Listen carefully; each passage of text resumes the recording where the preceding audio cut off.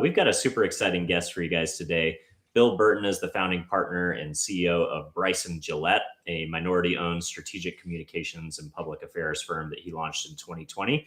He's an experienced political and comms strategist who previously served as Deputy White House Press Secretary and Senior Advisor during the Obama administration, and as National Press Secretary for then Senator Barack Obama's presidential campaign. Over more than 2 decades, Burton has advised elected officials, corporations, advocacy organizations, and nonprofits on high-stakes campaigns, public communications, and helping leaders clarify complex issues and build authentic connections with audiences. He's based in Santa Barbara, California. Their offices are in Culver City. And he also combines strategic insight with creativity to support campaigns on issues from climate change, education reform, voting rights, and social justice. Bill, thanks so much for coming on, man. I'm excited. Thanks for having me, Dylan. I really appreciate it. Yeah, you got it. So, I always love following the political strategist, political wonk gone, corporate marketing, advertising agency founder. Obviously, probably the most well-known in our industry with Mark Penn at Stagwell Group. And, we've got the Blue State Digital guys who kind of came and did their thing after the Obama campaign that you worked on. Those guys basically built the digital playbook for politics. Yep. So yeah, I'm excited to talk to you. I'm a Santa Barbara native myself, so spent some is that time, right? Yeah, junior high, high school, college, and a little bit of time right before COVID as well. I had a place in Goleta, so love Santa Barbara. Cool. So we can maybe talk a little bit about that as well. But awesome. Thanks for what coming high on, school? Man. I went to Santa Barbara High for the last 2, San Marcos for the first 2. Okay, cool. My kids are DP kids. Oh, perfect. So you're out on the ranch somewhere, and oh no, I wish I lived by the Mission, so I just drive. Oh, okay. I bet that's awesome, man. Okay, cool. Well, hey, we've got a lot of awesome topics to dive into, but I always love kind of kicking things off with a little bit of a founding, origin story. So tell me a little bit about where you grew up, where'd you go to school, and what you study, and what got you into politics first, and then kind of into the marketing and advertising industry. Okay, great. Well, I'm from Buffalo, New York originally, which is basically the Santa Barbara of the East Coast, if you think about it. Exactly. Different in every way imaginable. Yeah. And went off to the University of Minnesota, where I tried a million different things. I thought I was going to go to school for political science and theater, and I ended up doing English, African American studies, and women's studies, and then got right into politics. I got 2 bartending gigs when I graduated to help pay for my my volunteer job on the Gore campaign in Minnesota. Wow. And then that led to working for a member of Congress from Minnesota who took me to Washington, and it's where I stayed for 15 years. And so I worked with John Kerry's presidential campaign. I worked for Rahm Emanuel, who's the chief of staff and a member of Congress and the mayor of Chicago. I was his communications director before he introduced me to then Senator Barack Obama, and then national press secretary on the Obama campaign and deputy press secretary in the White House. Left that and started consulting. And I worked at a couple different firms. And after I left that for a short stint working for Howard Schultz. Oh, okay. And then I was like, I could go work at another firm. And my wife gave me a kick in the ass, and she said, why don't you go start your own thing? You're always complaining about how these things are run. Why don't you do it your own way? And so I did it. So January of 2020, we started Bryson Gillette, which is named for, I didn't want to put my own name on it. But I still wanted to be connected to my family. So it's the names of the streets that my grandparents lived on in Buffalo when I was a kid. I love that. That's cool. Well, I'm glad you brought that up, because I do enjoy agency branding. I think it's important to understand, what goes into logo design and especially agency naming. So that's really cool. Yeah. So I think the one place that you and I might have you tell me if this sounds familiar. So my first job out of school, when I graduated UCSB, I became Howard Bragman's executive assistant from Bragman, Nyman, Caffarelli. And Howard was a famous, entertainment PR guy, but just friends with the Clintons and friends with all sorts of movers and shakers. And when he sold BNC to Interpublic, we started a little firm called 15 Minutes out of his house in Beverly Hills. Cool. And I worked in the basically in the pool house. And we represented the Red Hot Chili Peppers, and Howard was asked to put on a benefit for the Democrats to take back Congress during Bush's administration. And for one night, the Red Hot Chili Peppers changed their name to the Blue Hot Chili Peppers. And we had a concert in Bergmont Station in Santa Monica. And that's when I first got to see Barack, speak in front of a crowd when he was just kind of hadn't quite synced the nomination yet. Hillary was there. Howard Dean was there. They all made speeches that night. It was pretty cool. That's awesome. What an awesome event to be able to be a part of. That's really cool. No, I wasn't at that event, but that's great that you got to. Totally a good time. So awesome. Well, I love that background and I love that story. So let's get into kind of how you are positioning your agency with all of this exciting political background and strategy work. So are you mainly still kind of helping brands with like kind of traditional crisis comms and kind of the types of things that the types of skill sets that you would pick up in politics, or are you helping brands kind of when they maybe step too deep into politics and maybe something bad happens, or are you advising brands when it's appropriate for them to have a point of view and have a political leaning, and is that authentic to their brand? I'd love to hear how you're translating your background into the world of agency and working with brands and corporations. Well, let's see here. 15 years ago when I left the White House, I can't believe it's that long now.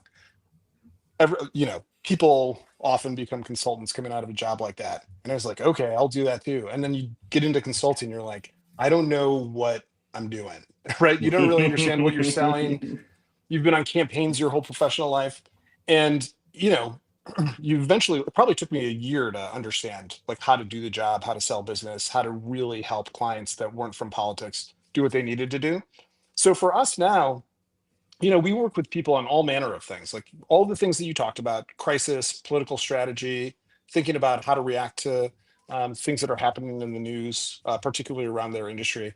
And but we also do just like traditional comms, right? Like if a big corporation, we've worked for some of the biggest companies in the world, if they're doing a big rollout and something that we've got some expertise in, like education or technology or social media safety, AI safety, and then all sorts of industries. We'll help them manage, a rollout or brand positioning or, just like basic strategic comms. But yeah, we do crisis, and we like to help people get ready for big events. That's probably the thing that translates most directly from politics into the private sector, because chief executives need someone who has operated at a high level to deal with like the New York Times or a big speech, or managing a press conference that maybe they don't do a whole lot of.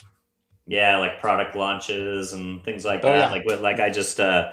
I just came back from CES. I imagine that would be kind of fertile ground for that type of work. Yeah. Oh yeah, for sure. Was it fun? Was it a good year? Yeah, it's interesting. This was definitely the first year that I was a total media industry douchebag, and I never even left the Aria or the Cosmo Hotel. I went one time to the Wynn to check out Stagwell's Sport Beach activation that they've been doing. Cool. Yeah, super cool. And then I also went to meet an agency owner at the Wynn who is a comped guy at the Wynn, and he doesn't leave the Wynn, so you got to go to him. So that's awesome. But other than that, I didn't go to the showroom floor. I'm almost ashamed to say it, because I heard there was just so many cool things happening on the innovation side. But when you get bogged down, like I was getting 150 PR pitches a day, and trying to weed through them and get to the media ones. So mainly we were having CMOs and agency people up to our suite at the Cosmo. But the atmosphere was definitely electric, and it feels like there's a lot of optimism going into this year around AI and AI implementation, and kind of like that's great. Last year's AI was all about like the hype, like everybody was talking about AI, but they weren't talking about specifics of how it's actually impacting their business. And I feel like this was the year of like AI practicality. Like, here's how AI is actually impacting the bottom line. Here's how we're using it. I'd be curious to hear, how you guys are thinking about Sure. AI in your space. Yeah, well, we spent a lot of time talking about, thinking about using AI, trying to figure out ways that it's going to help our industry. My view of AI is that we work with a lot of, it's probably one of the biggest sectors of our company where we work with Mm, organizations who are trying to drive safety in AI.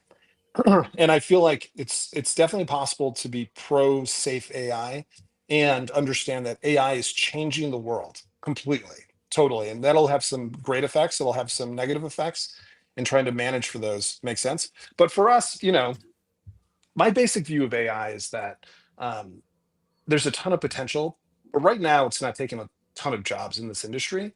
What it instead is doing is allowing for people to be super powered in how they're managing things that used to take, you know, something that was a 10-hour research and writing project, you can now do in like, 10 or 15 minutes. And being able to instantly produce information allows you to have more tools to deploy it and help clients and leave more time for the stuff that the human in the loop is really important for, like creativity and strategic thinking. yeah, I love that. And it's interesting from a PR practitioner's perspective. One of the AEO optimizations is having good PR. Having backlinks from credible news Right, organizations. So right. a lot of people are saying, AI is giving PR a big bump and a big lift. Are you seeing that a lot of people are coming to you specifically to do PR around AI optimization? Not yet. I think Okay. that that's probably the next phase. I think some of the bigger players are doing that out there, like a handful of the bigger players. But I think that that is going to be the story of 2026, where people get smarter about AEO and like trying to figure out how to really maximize their positioning on AI platforms. Yeah. You mentioned something interesting, the safe AI. Obviously, there's a lot of talk right now about legislation and AI regulation. There's a certain group of technologists that want free reign, and they're kind of saying that we have to have no constraints whatsoever because that's the only way we'll be able to compete with China or other foreign AI industries. And then there's others that are saying, well, hold on a second, we need to give states the ability to regulate AI if they want to in their own states, or we need some national AI regulation to create some rules that don't allow the states to just have 50 different fractured AI rules. Be curious to kind of how you're advising clients. And the client that stands out to me is like Anthropic. They've really done a great job of branding themselves as the safe AI or the Yeah. AI who cares. So be curious your thoughts there. Yeah, Dario, the CEO of Anthropic, I think is one of the really smart, strong leaders in this space. I have a ton of respect for what they're doing over there. But overall, I think that the technology is very exciting, but we've already seen so many problems that have come about in terms of like kids' safety. These Mm, platforms encouraging kids to commit suicide. crazy. Um, the way Grok is using it to sexualize photos on X. Um, we do need some guardrails. And if you look at social media and the way that it rolled out in the early 2000s, I don't think anybody looks back at that and thinks, oh, we did that right by just letting them have free reign over the internet. So I think that we have to look at that example and like some of the damage that was done with just the free reign. And this isn't a partisan issue. Even President Obama had the CEO of Instagram in the first lady's box at the State of the Union one year, right? Like we were all really applauding the technology, but I think we didn't know.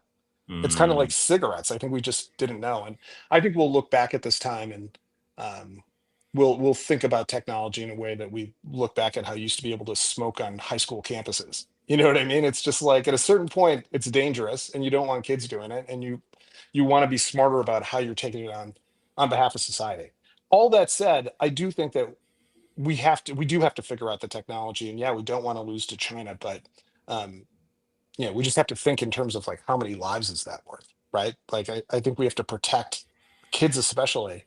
And there's some great organizations who are out there doing that right now. And I think the thing about Dario at Anthropic is that he is at least really transparent about the issues when they come up, right? Like I think that he's a good case study in how do you, if you create a product and the product is deemed to be somewhat dangerous because it's so advanced and you can't control it. What do you do about that? Most of the other platforms just don't talk about it. Mm. Dario will go out and, put it on blast and say, look, we made this thing. It looks like it's not totally safe. Here's what we're doing about it. Um, no, we don't want people to be able to make chemical weapons using our platform. And so I appreciate that his transparency is kind of leading the way in this technology. Yeah, and I've seen some issuances as well of Dario or Anthropic, also alerting the public when third parties, use it for notorious things, right? So Right. like, some group of hackers get a hold of it and use it to ransomware, a hospital or something, and they figure out, okay, that's not something we want. Let's figure out how to combat that. So, the other thing that I was curious, do you guys do brand advocacy work? Because, I worked on a few campaigns throughout my life where, maybe it was Nestle doing a media buy targeting specifically Sacramento around trying to flood Sacramento with a particular piece of creative that would deter legislators from voting on banning plastic bottles, or something Uh-huh. like that. Do you guys do kind of the work, of helping brands kind of build their communication strategy to, important areas like Washington, D.C. or Sacramento, other state capitals, that kind of stuff? We do. We do a lot of that work actually. And doing it in the state capitals is really exciting because, with Washington being so broken as it is right now, you can't get a lot of stuff done in Washington if it's not on President Trump's to-do list, right? Mm, But if you're in Sacramento or Albany or Austin, like you can actually move a lot of different things, and it doesn't cost that much money because if you're just targeting legislators and their staff, you're talking about geo fencing pretty small areas and just pumping them with information about the thing that you're trying to advocate for. It's exciting because when you get wins, you're doing something that is not happening in the nation's capital, but it is happening in the capital where you're working. So yeah, we do quite a bit of that, and it's a lot of fun. yeah, that's really cool. One of my favorite experiences in the industry is I was asked by a prior agency to open up their Washington, D.C. desk. And basically, what that entailed was just, being the sales rep that would go to Washington and call on those, all those agencies that are either, kind of in the middle and they only work on public advocacy campaigns, or their Republican campaign shops, or their, Democratic shops. And one of the things that I found fascinating through like going to these political advertising and marketing conferences is that, I don't know if this is still true, but at least 9 years ago when I opened up the DC desk for this prior agency, my understanding is that like a lot of the rules that go into, leveraging personally identifiable information or like targeting restrictions, like all these guardrails that we've set up for consumer marketing to make sure that you're marketing to anonymized data versus individual people and respecting privacy, all that stuff. My understanding when I went out there is like that goes out the window for politics. Is that still the case? Like, is it kind of like if you can build it from a technology perspective, you can do it as it pertains to political races, or has there been more regulation or more restrictions kind of put on political advertising from a I guess a privacy perspective? Well, so the body that governs elections and campaigning in the United States is called the Federal Election Commission, the FEC, and Yep. it's governed by a board of six people, three Democrats, three Republicans. So you can imagine how much stuff actually gets done on a body like that in Washington D.C. right now. So no, there's not a ton of restrictions on that sort of thing. Like for example, Cambridge Analytica, there was a huge scandal about this after the Trump Yeah, I campaign, remember and they had that. to Yeah. really reform how that company operated. But right now you can hook up with data companies, and we know all the folks in the data world, and they have databases of 300 million American households, and for many of those people, they've got as many as 44,000 data points on each one of them, on everything from, are they married? What's their race? How many kids? All the way down to, um, do they prefer to wear athletic wear for comfort or for performance? Right? It's the amount of information that people in politics have about you is really incredible. And no, there aren't real guidelines around how that gets used. Now, the personally identified information that you're talking about Mhm. doesn't really come into play on this, because the information that people in politics have for the most part it's each data set is a number. It's not a person's name. It's just a Got it. number, So and it's so still it's separated from that piece of it. got it. So it still is essentially randomized, but you just know like this is a voter that has a propensity to vote. They might be in the middle, but this is a key issue that they care about, and kind of uh, it's more psychographics than it is personally identifiable information. Yeah, that's right. That's Got right. it. Okay. So, what something that I think also is really interesting about the last campaign and kind of where marketing is headed to. Like you've got, I think Unilever said that they're putting 50% of their budget into influencer marketing Yeah. moving forward. And Trump seemed to kind of master this idea of the alternative media space. Going on these podcasts and being able to sit and get 3 hours worth of questions from a Joe Rogan or even some of these other smaller shows that he went on. Do you think podcasting or this idea of like alternative media, is that something that's going to be a key linchpin moving forward in elections? Or do you think that was, kind of a flashpoint or just a moment in the sun? I think it absolutely will. And you know, I think that influencers will have their moment in the sun until they don't. But I think we're Mm. in it right now, and people are going to have to get smart about how to do it, because it adds a whole new element to how you look at communications. Like, in the 1900s, when I started in this business, um, there's a handful of major American newspapers, a handful of major regional ones, three evening broadcast news shows, and then CNN. When I started in politics, CNN did politics for a half hour every day. 4:30, Inside Politics would come on, and it was Judy Woodruff and Bernie Shaw, and they would talk you through like 22 minutes of political news. And now, it's wall to wall news and content if you want to go find it. And so Mhm. the element that's being added to this is another set of platforms, and the need for volume, like really increasing the volume of the content that you're distributing. Because so President Trump's interview on Joe Rogan is 3 hours. That thing got chopped up into hundreds of short videos that were just getting pumped into, Instagram, TikTok, X, constantly being A/B tested with a data machine behind it, with all those data points that we were talking about, really trying to very specifically drive those clips to the people who that campaign thought would really enjoy it. And so, the big brands are figuring this out. Um, but again, like, this is one of those things that you can do somewhat inexpensively. It is on top of your other budgets, right? But you still have to find ways to get to these influencers and people who people listen to, because most people are not getting their news from the broadcast news at night anymore. They are trusting these online influencers, and leveraging that makes a ton of sense right now.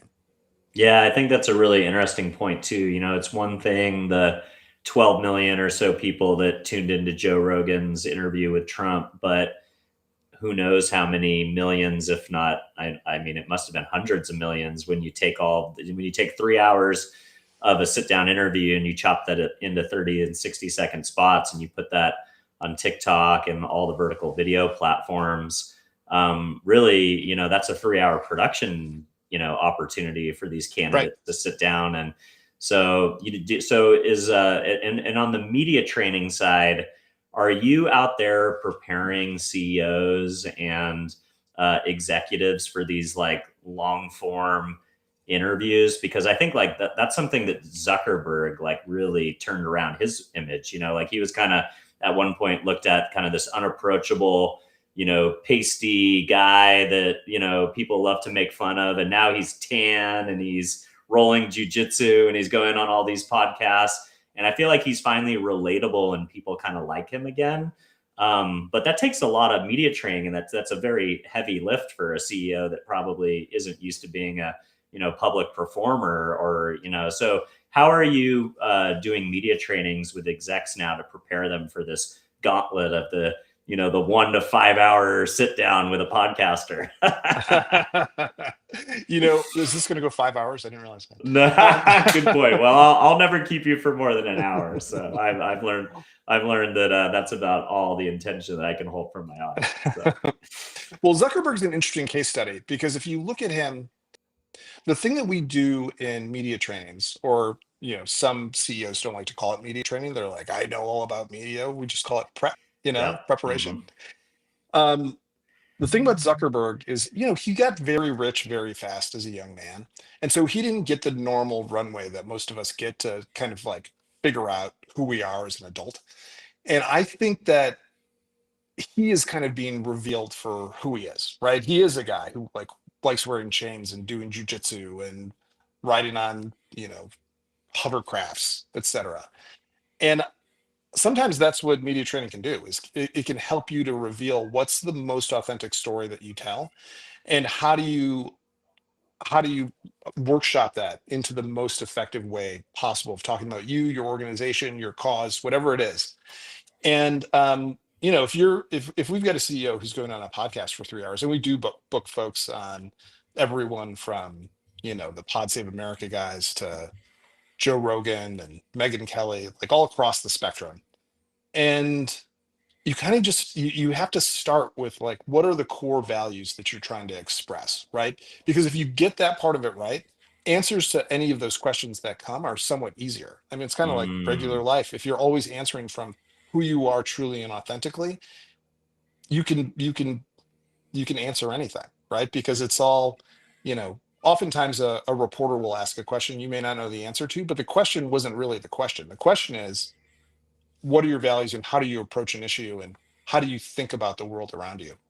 And so helping CEOs to see that is a big part of what we do.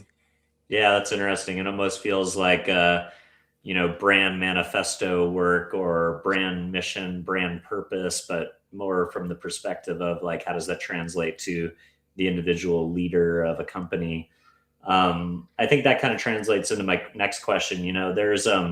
There's a big trend right now around this idea of like founder-led marketing, right? Like more than ever, the CEO or somebody within the C-suite is being asked to be this kind of like almost like a politician. I interviewed a guy named Jake Carls, and he's the CEO of a chocolate brand in Canada called Midday Squares. It's a healthy chocolate brand. And as the CEO of the company, he only does two things. He goes around the world and does speeches, and he does social media content. He does content and speeches. And he literally likened it to being a politician, is the way that he talks about it. And I think there was something interesting around that idea of like, like a CEO and like a reality TV star is kind of like the lines are like Kim Kardashian is another great example, right? Like someone who literally is a reality TV persona who then goes into becoming a multi-billionaire from being the head of a company and the public facing of a company. Like, how much are you guys being asked these days to kind of help founders or CEOs or the C-suite with this idea of like founder-led marketing? Quite a bit, because the thing that we are finding, sometimes you're just selling a product, right? Like the McDonald's CEO doesn't need to be out there because folks know that McDonald's French fries are delicious, and they're just selling, chicken nuggets on their TV commercials. Yeah. You know what you can expect from that brand. But if you're a brand where you're selling trust, right, and you really want for people to trust your brand, the reason that it's so important to have your CEO out there is because if he or she makes a video about about your company's values or about something that happened in the news that day, it's 8 times more likely to get engagement than a video that's just put out by the organization. Because people are drawn to people. And so that's why I think you're seeing this influx of CEOs trying to do more of their own personal marketing. And my colleagues are trying to make me do the same thing, honestly. Let's go. Let's go. Come on, Substack. And then, yeah, it's a more sure path to success if you've got somebody who's good at it, right? Like you look at somebody like Mamdani in New York, right? Yeah. Like highly successful communications effort on his part. But the thing is, he also has like a preternatural ability to communicate and exude optimism, right? Like, you can't coach hype, right? Like you can't coach somebody into being somebody that they're not. But if you've got the right personnel to do that sort of thing, or somebody who can be coached, then you ought to be doing it. I love that. So, what would you say is the biggest difference on how a communication strategy works in politics versus in brand and corporate environments? And what ways are they the most similar as well? Well, I think the biggest difference, I think in politics, people overestimate the power of facts and they underestimate the power of trust, right? And I think in business, it can be a different kind of situation because if you're Nestle or Johnson and Johnson or Boeing, like the facts matter, right? Like the facts really matter. But if you're in politics, oftentimes if you're on a 3-hour podcast, nobody's fact checking you in real time. And persuasion isn't about winning the argument. It's about just getting people to trust you. And less and less does trust rely on truth, unfortunately.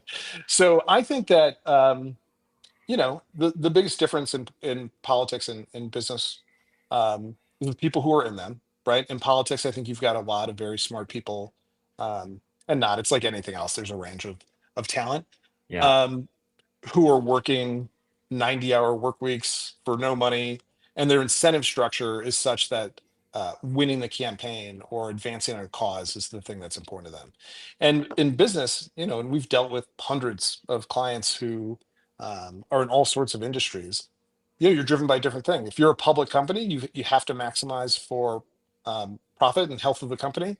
And if you're non-public, you're still just trying to make money, and it's a different set of motivations. But a big reason that we still do politics at this firm and not just the corporate nonprofit foundation side is because we think that we learn a lot about how to communicate at the velocity of how news is moving, and it changes every election cycle, and we continue to learn, and that learning informs how we help all of our clients.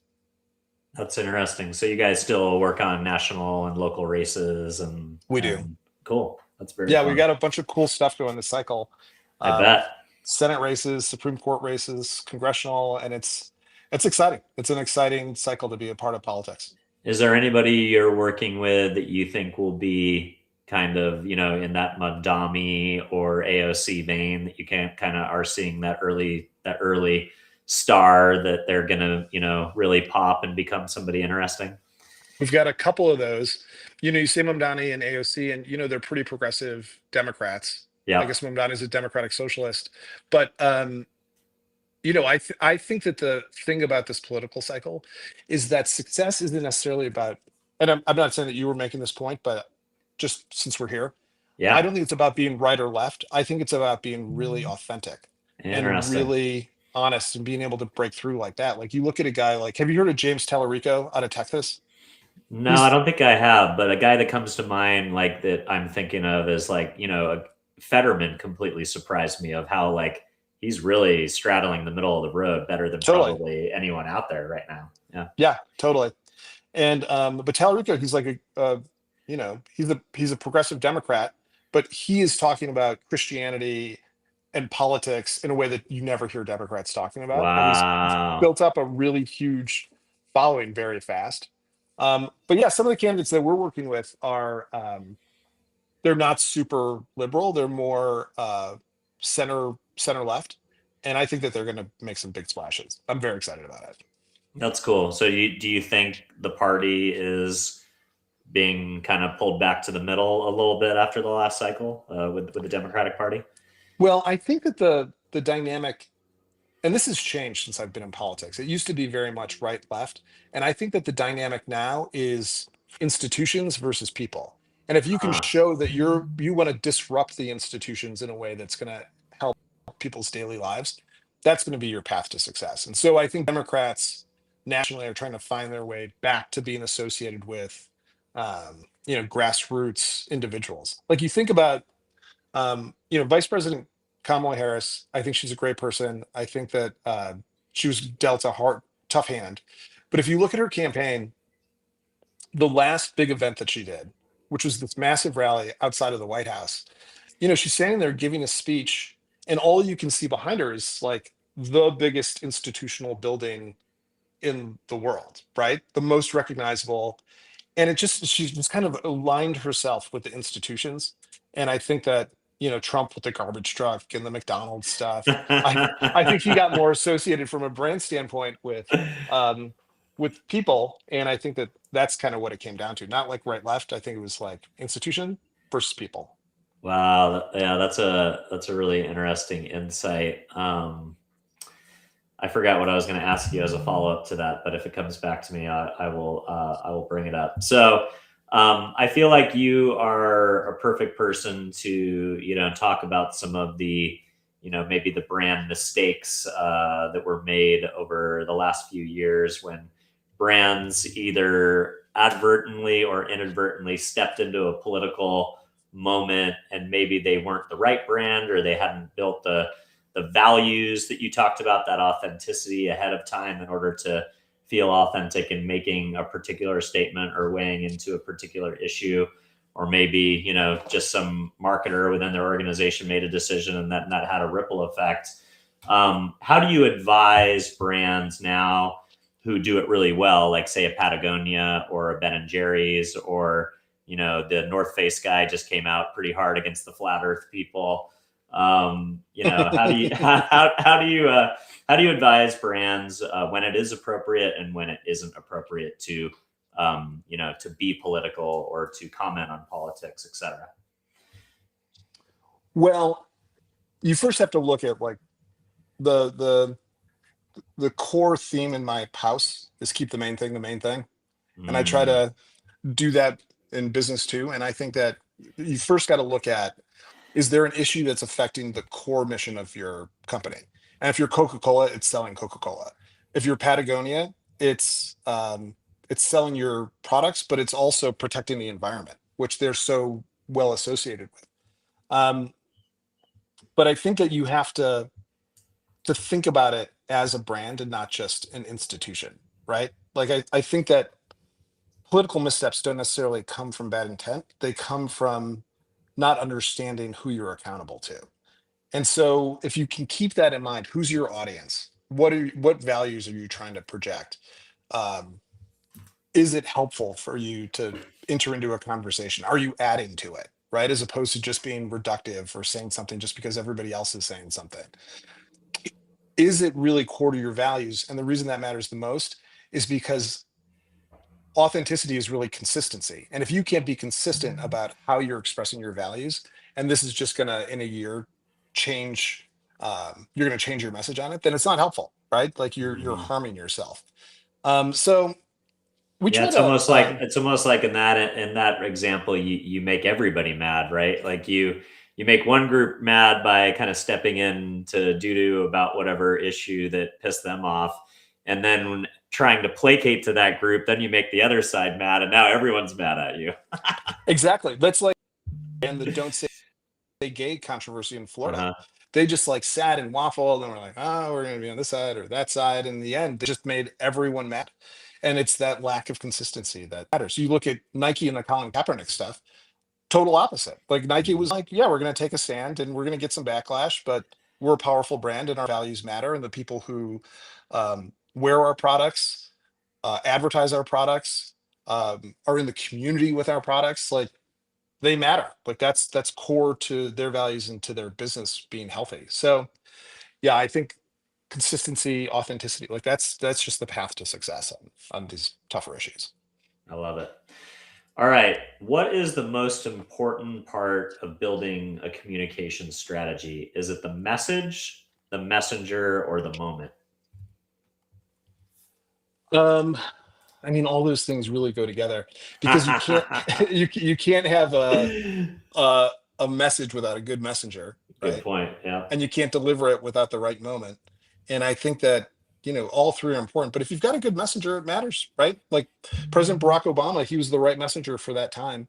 And that was why he was successful. And he built a message around his authentic values uh, with his team.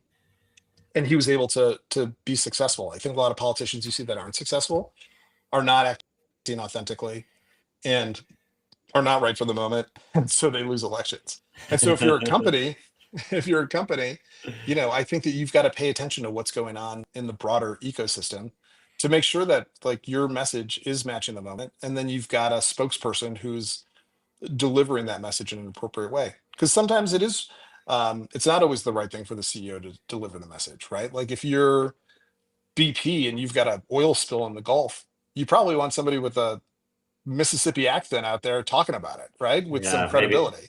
maybe a scientist versus the CEO, right? Everyone's just going to be pissed if the CEO comes on. Exactly, exactly. And if you have a mission to do a tactical strike somewhere, you want somebody with a military uniform on, Yeah. right? So you kind of always have to calibrate the messenger and the message and the moment.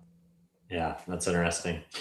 All right. So, one of the things that a lot of young people are kind of frustrated with or maybe scared about the current job market and, the promises of AI is that the first place AI seems to be hoovering up opportunity is in what we used to call like the grunt work, right? These are the gigs that, you kind of join an organization or a campaign and you do really boring stuff. Like my first job was at the Santa Barbara Film Festival, and Oh, my awesome. job was to get all the tapes that came in every single day, grab all the cards, enter all the data into the database for the submission, and it wasn't super fun, but at the end of the day, I could take 2 or 3 movies home and watch it and come back the next day and give my feedback, and I got to meet Ray Liotta at a screening and see Oh, the awesome. that was awesome. Yeah, and I got That to is really see cool.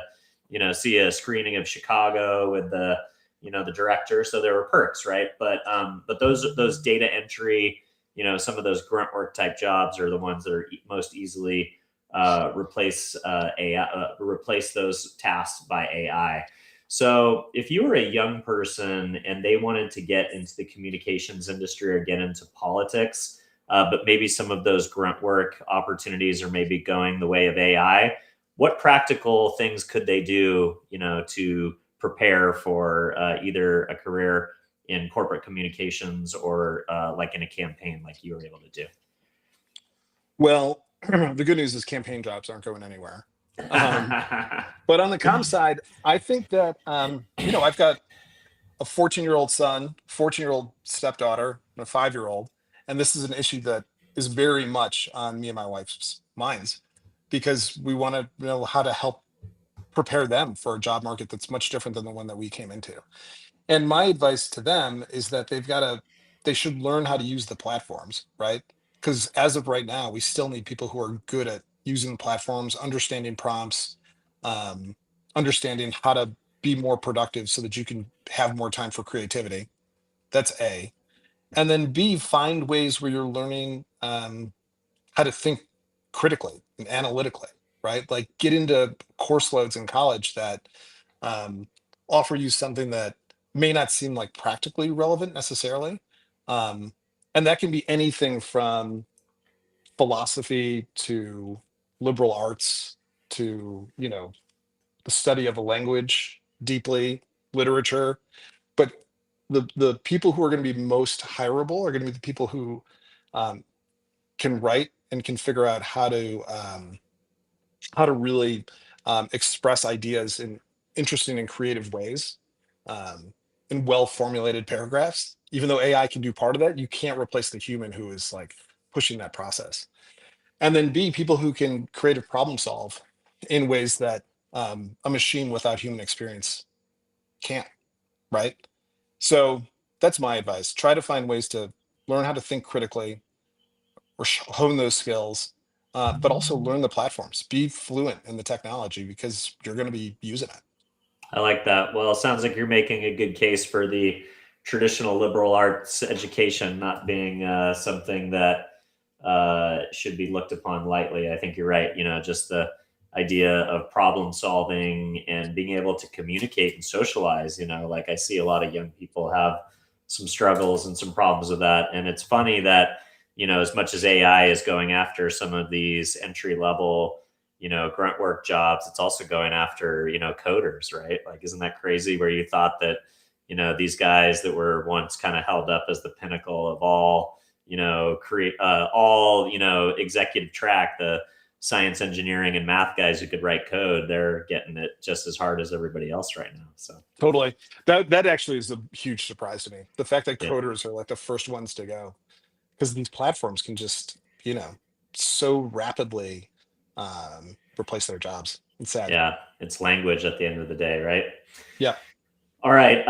Looking ahead, how do you see public affairs, media, and brand communications kind of continuing to converge? This idea of earned, owned, and paid, and all the. It feels like for a long time those were very fragmented things, and now when you look at influencer marketing that we talked about, it's creative, it's media, and it's earned all in the same bucket. And then it can be, like you said, chopped up in all these little pieces and then put out with paid media. So it feels like a lot of these, disciplines and channels are all converging. Do you feel like that'll continue to happen? Oh, for sure. I think that the convergence of those three channels is inevitable at this point, and you kind of need one team that's managing all of them. Otherwise, I think that you can lose legitimacy by being inconsistent in your messaging, right? Like I think you need coherence of thought and idea and approach to confer the legitimacy that you need in order to be successful.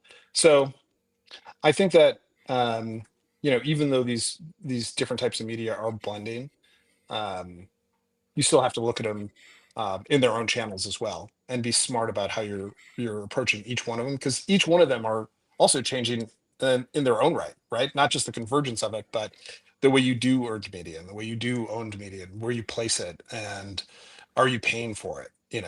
You've just got to be smart on the evolution and the innovation that's constantly happening. Nice.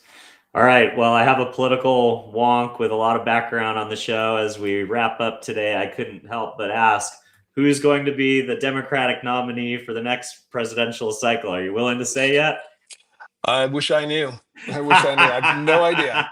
I think it could very well be somebody whose name we don't know right now. Right? I Wow. think it could Yeah. be a real outsider. The thing I was saying to you earlier about, the matrix changing from right to left. It's like top to bottom, and who can really represent the folks who are just like feeling squeezed in the middle, in an authentic and truly honest way, that really resonates. Who's going to understand this media ecosystem that's like rapidly changing and leveraging that to their success? But I don't know. Maybe you should Yeah. run, Della. I know, right? Well, hey, if you would have told me a reality television star was going to be potentially the next mayor of Los Angeles or run for the mayor of Los Angeles, I don't think he's feel going to be, like just for what it's worth. I know, feel like we've seen that show before, right? But That's well, right. excuse me. Well, Bill, absolute pleasure to talk with you today. I am a huge fan of your space and always enjoy getting to learn a little bit from the outside. So thank you so much for coming on the show and educating the audience about your experience and what you guys are doing over at Bryson Gillette. Anywhere you would like to point the audience to learn more about your agency or connect with you directly? Yeah, come to brysongillette.com. You can see all about us and some of the great work we do. So thanks for having me Amazing. on, Dylan. This has been a great conversation. I really appreciate it. Oh, anytime. Thanks. Reach out anytime if you have something to share with the audience. And for those of you who are watching at home, if this is the first time you're seeing the show, don't forget to give us a follow or a subscribe. If you're listening to this show on a podcast platform, an honest review is how we find a larger audience organically. And if there is a political strategist out there or a comms executive or just a CEO who you think needs to get better at his executive storytelling, don't forget to share the show. And with that, I will wish you a great evening. And thanks again, Bill. Appreciate you coming on.